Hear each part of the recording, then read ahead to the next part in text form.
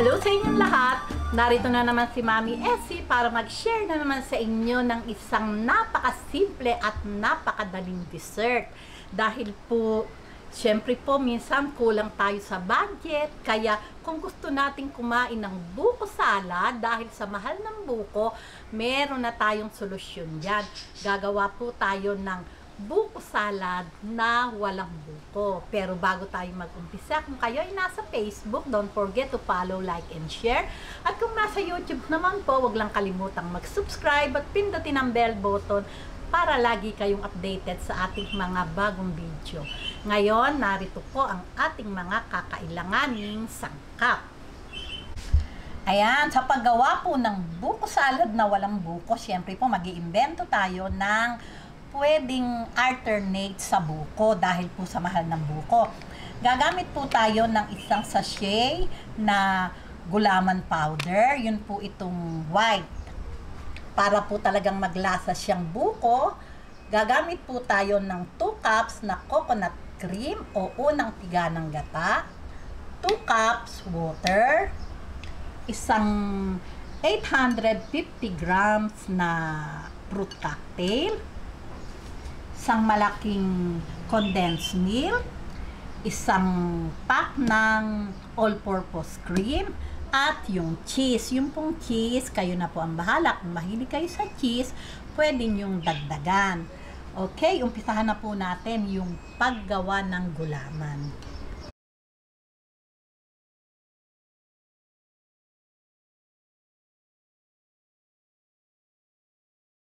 Okay, lagay po natin tong 2 cups na water.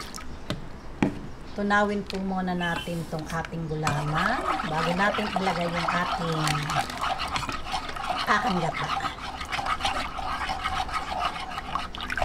Ayan, pagka po ganitong tunaw na, ilalagay po natin tong ating gata. Ayan, para po yung ating gulaman talaga pong maglasang buko. Ayan, ngayon po, sasalang na po natin to sa ating apoy. Ayan, ngayon po, nakasalang na po itong ating gagawing gulaman. Nasa medium heat lang po yung ating apoy. At huwag po nating titigilan ng halo hanggang sa kumulo siya para po talagang tunaw na tunaw yung ating jelly. Ayan, hintayin lang po natin kumulo. Ayan, pagka po ganitong kumukulo na, okay na po ito. Ayan, mga 3 to 5 minutes lang po yung pagluluto nito. Ayan, lagay na po natin sa ating molder. Ayan.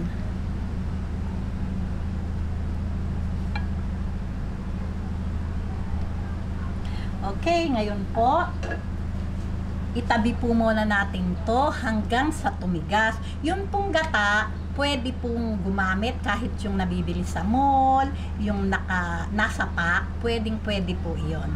Okay, balik po tayo pag malamig na po ito at matigas na. Ngayon, heto po, naset na po natin itong ating ginawang gulaman na siyang i-alternate natin para siya naman yung buko. Ganyan lang, kaganda naman. Atin lang kakayudin. Ayan.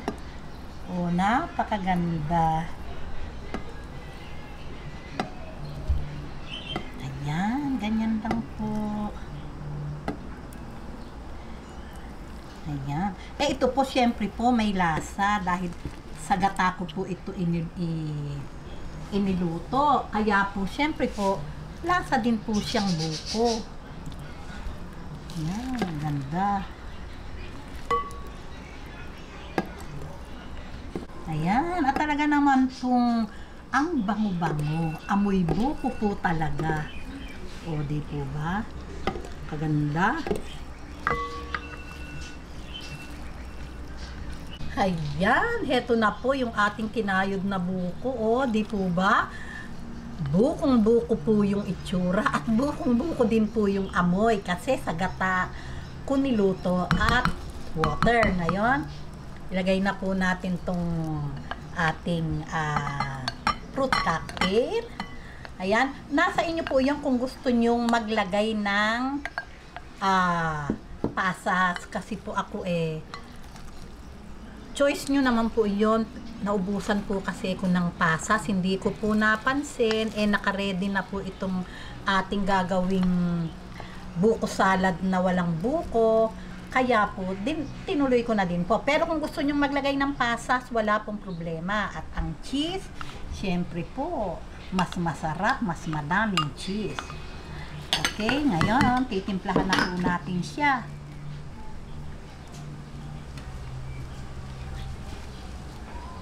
Okay, lagay po natin ng condensed milk. Ayan. Ang ating all-purpose cream. Ayan. Simutin po natin. Okay, ngayon po, imimix po natin. Wait lang po.